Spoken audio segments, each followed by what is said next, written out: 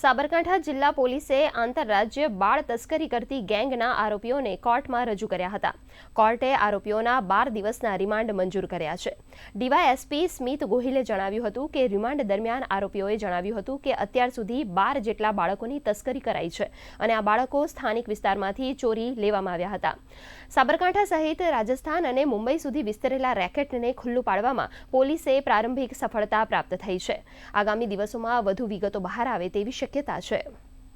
ગાડી જેનો નંબર છે GJ27TT7650 એ ઈડર હિંમતનગર હાઈવેથી પાસ થઈ રહેલી છે અને એમાં એક બાળકને વેચાણ અર્થે લઈ જવામાં આવી રહેલ છે.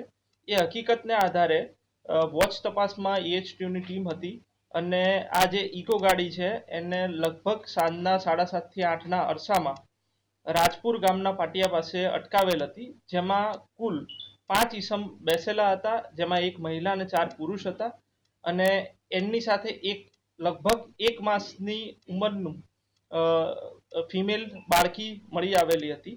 આ બાળકી સાથે જે ઈસમો મળી આવ્યા છે એમની જે વિગત છે એમાં 5 આરોપી સિવાય અન્ય 2 આરોપી કવિતા અને સીતારામ એ બંનેનું પણ વિગત ખુલવા પામી છે અને આ 7 આરોપી વિરુદ્ધ હિંમતનગર રૂરલ પોલીસ સ્ટેશનમાં ફરિયાદ નોંધાવેલ છે.